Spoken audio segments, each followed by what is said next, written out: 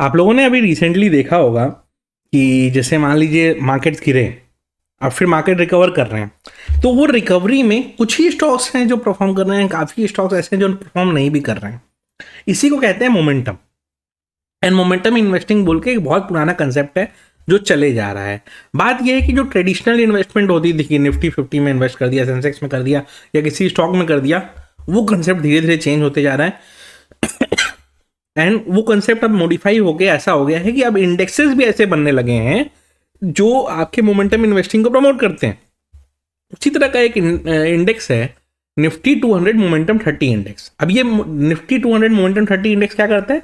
ये क्या करता है कि निफ्टी का जो 200 टॉप 200 स्टॉक्स का जो बास्केट है, यानी कि Nifty 50, Nifty next 50 and mid cap का टॉप 100 स्टॉक्स, मतलब इंडिया के मार्केट कैप का टॉप 200 जो स्टॉक का डेटाबेस है, उसमें से लास्ट 6 मंथ्स और 12 मंथ में जो अच्छा इन्वेस्टिंग मोमेंटम में रहा है और जो अच्छे रिटर्न दे रहा है, उस कंपनीज को ये सिलेक्ट करते हैं from large cap and mid cap. And उससे क्या हुआ, जिससे इससे हाई रिटर्न जो जनरेट करेगा उसी को ये रखेंगे। एंड जो और फिलॉसफी क्या है कि it promotes the winners and demotes the losers. इसका मतलब क्या हो गया कि जो अच्छा कर रहा होगा स्टॉक, यानी कि टॉप 200 में से जो टॉप 30 स्टॉक्स अच्छा कर रहे होंगे उन्हीं को हम रखेंगे, एंड जो नहीं अच्छा कर रहे होंगे उनको हम हटा देंगे। इवेंचुअली इससे हुआ क्या? इससे ये हुआ कि जब आपको ये अपॉर्चुनिटी मिली ये करने की, तो आपने इसको अच्छे वे में रखा। तो ये क्या है, नॉर्मल निफ्टी 50 से या नॉर्मल निफ्टी 200 से ज़्यादा बेटर रिटर्न देके जाएगा। क्यों? क्योंकि इसमें वो स्टॉक्स हैं जो रिटर्न दे रहे हैं, ना कि एक सेट ऑफ स्टॉक्स जो इसका मतलब पेयर कॉम्बिनेशन में हो सकता है 10 स्टॉक रिटर्न दे रहे हो, 10 स्टॉक नहीं दे रहे हो और 30 स्टॉक स्टैग्नेंट हो। तो वो चीज़ नहीं है इसमें, रहता जो रिटर्न देने हैं उन्हीं को रखा जाता है। तो ये जो इंडेक्स है, इसी पे ना बजाज अलायंस ने एक नया एनएफओ लॉन्च किया है। इस एनएफओ के बारे में आपको थोड़ा सा बता देता हूँ सो दैट थोड़ा सा आपको इजी हो जाएगा। तो Bajaj alliance life insurance company limited India का लार्जेस्ट प्राइवेट लाइफ इंश्योरेंस में से एक है और इनका सॉल्वेंसी रेशियो 432% के आसपास है, which is much more higher than the 150% which is required. अब इनका asset under management as of 30 सितंबर रफली था 1.23 लाख करोड़, जो कि एक काफ़ी बड़ा एनएवी आप कहेंगे। और ये जो फंड है ना, जो बेस्ड है निफ्टी 200 मोमेंटम 30 इंडेक्स पे, ये इसका एनएवी स्टार्ट हो रहा है 10 रुपीज़ से। एंड बेस्ट पार्ट क्या है कि चूंकि ये एक यूलिप प्लान है, यानी कि यूनिट लिंक प्लान है, तो इसमें क्या है, मल्टीपल बेनिफिट्स हैं आपके। मल्टीपल बेनिफिट्स ये हैं कि इंडेक्स का जो रिटर्न का बेनिफिट रहेगा वो तो आपको मिलेगा ही। एडिशनली अगर आप देख रहे हैं कि एटीसी में डिडक्शन या tax free withdrawals, yes ATC में डिडक्शन अलाउड है अगर आप अभी देखते हैं तो। एंड इन फ्यूचर अगर जब आप विड्रॉ भी करेंगे तो भी आपको टैक्स बेनिफिट मिलेगा अंडर सेक्शन 10 डी में मिलेगा आपको, अगर आपका premium up to 2.5 lakh per year है। तो जब विड्रॉ होगा तो ये भी टैक्स फ्री विड्रॉल होगा। तो टैक्स बेनिफिट पहला हो गया। सेकंड हो गया कि जिस दिन आपने ये प्रीमियम पॉलिसी ली तो आपके प्रीमियम का 120 टाइम्स, आपका फर्स्ट डे से ही 120 टाइम्स आपका एक ये हो जाएगा मंथली, इंश्योरेंस कवर स्टार्ट हो जाएगा। मान लीजिए आपने 5,000 का प्रीमियम लिया तो आपका 6 लाख का एक इंश्योरेंस कवर फर्स्ट डे से क्रिएट हो गया, राइट। उसके बाद क्या है कि ये एनएफओ आप एज लो एज 2,000 रुपीज से स्टार्ट कर सकते हैं करना, तो काफ़ी अच्छा चीज़ है, राइट। एडिशनली अगर आप चेक करें कि इनका पास्ट परफॉर्मेंस कैसा रहा है इस पर्टिकुलर एनएफओ का या इस पर्टिकुलर इंडेक्स का, जो जिसका नाम है निफ्टी 200 मोमेंटम 30 इंडेक्स, तो लास्ट 10 ईयर्स में ये 23.3% रिटर्न दिया है। एंड लास्ट 10 ईयर्स का तो हो गया, लास्ट 5 ईयर्स में 29.7% रिटर्न दिया है।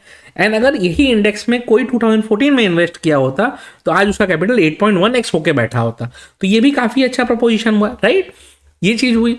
एडिशनली अगर कोई एनआरआई इसमें इन्वेस्ट करता है, ठीक है, क्योंकि देखिए गोइंग फॉरवर्ड आप रिटायर करेंगे इंडिया में एंड वैसा अगर कुछ प्लान होगा, तो अगर से फॉर एग्जांपल आप 18,000 पर मंथ इन्वेस्ट करते हैं 10 ईयर्स एंड 10 ईयर्स आप होल्ड करते हैं खाली इसको, तो 10 साल इन्वेस्ट किया आपने, 10 साल होल्ड किया, तो 20 साल के बाद आपका अप्रोक्सीमेट कॉर्पस जो है वो 2 करोड़ के ऊपर हो जाएगा at a rate of 15 to 16% CAGR। Current CAGR इसका बहुत हाई है, बट अगर उतना भी आपने कर लिया तो 15-16% तो इंडियन मार्केट में मिल ही जा रहा है। उतना भी अगर हो गया ना तो आपका काफ़ी अच्छा बन जाएगा। तो आप एज एन एनआरआई भी इसमें चाहें तो इन्वेस्ट करने का देख सकते हैं। एडिशनली बजाज के कुछ और जो कुछ दिन पहले के प्लान्स रहे हैं जिसके बारे में मैंने बातें भी करी रही होंगी, तो जैसे बजाज स्मॉल कैप का एक क्वालिटी इंडेक्स फंड था जो मार्च में लॉन्च हुआ था, अभी 6 महीने भी नहीं हुए हैं, वो 25% रिटर्न बैठा हुआ है। नवंबर 23 में उन्होंने mid cap index fund launch किया था, वो 25% रिटर्न बैठा हुआ है। लास्ट ईयर मई 23 में लोगों ने एक स्मॉल कैप फंड लॉन्च किया था, वो अभी 54% रिटर्न बैठा हुआ है। तो काफ़ी अच्छे अच्छे रिटर्न बन रहे हैं ऑलरेडी इनके फंड्स में, तो अच्छा बात है। होपफुली आगे भी इस तरह से रहेगा। यस, रिटर्न्स की कोई गारंटी नहीं होती है, लेकिन इन फ्यूचर हम एक्सपेक्ट करते हैं कि ऐसा बनते रहेगा। अब आते हैं कि अगर ये प्लान लेना हो तो आप कैसे ले सकते हैं। जैसे मैंने बताया ये एक यूनिट लिंक प्लान है, तो मैं ना नीचे एक पॉलिसी बाजार का लिंक आपको छोड़ दूंगा। पॉलिसी बाजार से क्यों लेना चाहिए, क्योंकि देखिए पॉलिसी बाजार ना बजाज अलायंस का एक प्रीमियम पार्टनर है, तो आप वहां से ले सकते हैं। एडिशनल बेनिफिट्स क्या क्या होंगे पॉलिसी बाजार से लेने के, आपको 24/7 क्लेम असिस्टेंस मिल जाता है। बहुत सारे आपको कोई भी क्वेरी रहेगी, कुछ भी रहेगा तो आप कर सकते हैं, आपको इजीली आंसर मिलेगा उसका। जैसे मान लीजिए आपने जो मैंने लिंक डिस्क्रिप्शन में दिया है उसको जब आपने क्लिक किया तो पहले खुलेगा ये वाला पेज, फिर आप व्यू प्लान्स पे गए, अपना बेसिक डिटेल डाल के फिर इसमें आपने अपना करंट सिटी डालना है। तो मान लीजिए मैंने अपना डाल दिया, आपको अपना एज डालना है, मैंने अपना डाल दिया। फिर आपको अपना इनकम डालना है, मैंने अपना डाल दिया। इसमें मेरे को ऑप्शंस खुल गए, ठीक है। टॉप पे ही दिख रहा है ये बजाज अलायंस वाला, मैंने गेट डिटेल्स पे क्लिक किया, ये देखिए लास्ट 10 ईयर्स का रिटर्न वगैरह दिखा रहा है, जो मैं परसेंटेज की बात कर रहा था वो दिख रहा है आपको, काफ़ी कुछ दिख रहा है यहाँ पे। चलिए कोई बात नहीं, फंड परफॉर्मेंस कैसा रहा है एंड ऑल दैट सब कुछ यहाँ पे आपको दिख रहा है, पास्ट फंड्स वगैरह के दिख रहे हैं। हम क्या करते हैं, प्रोसीड पे क्लिक करते हैं, ठीक है। हमने प्रोसीड पे क्लिक किया, अब मैं अपना फेस को थोड़ा सा इधर कर देता हूँ, ओके। अब आप नोटिस करिए यहाँ पे क्या क्या आपको दिख रहा है।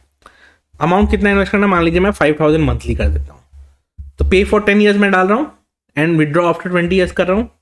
क्या आ रहा है, 6 लाख का life cover, tax saving under 10DD और पॉलिसी बाजार का प्रीमियम पार्टनर जो है वो तो है ही, ठीक है। तो ये हो गया। एंड अगर ये 5000 भी इन्वेस्ट कर रहा हूँ ना, तो आफ्टर 20 ईयर्स अगर 18% भी एवरेज CAGR मिल गया तो 85 लाख का मेच्योरिटी आ रहा है आफ्टर 20 ईयर्स। तो ये खराब नहीं है, अच्छी मेच्योरिटी में आएगा ये, राइट।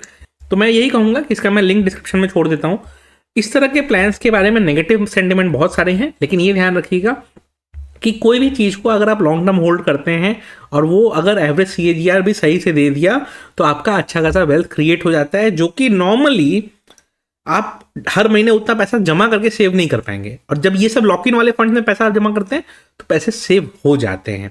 इसका बेनिफिट जैसा मैंने बताया कि आपको टैक्स बेनिफिट मिलेगा ही, आपको इसका एडिशनल बेनिफिट ये मिलेगा कि आप जब चाहें तब क्या नाम है इसका, टैक्स का बेनिफिट मैंने बताया ही। सेकंड चीज़ ये कहा कि आप रिटर्न्स वगैरह आपको अच्छा खासा मिलेगा इसका। थर्ड चीज़ ये है कि इसमें आपको एक लाइफ कवर क्रिएट हो जाता है from the day you start taking the policy. तो जिस दिन से आपने लिया उस दिन से एक छोटा सा एक इंश्योरेंस कवर भी क्रिएट हो गया। तो मल्टीपल बेनिफिट्स है, लिंक इसका डिस्क्रिप्शन रहेगा, उस डिस्क्रिप्शन वाले लिंक से जरूर चेक करिएगा एंड इसको लेके आप देख सकते हैं।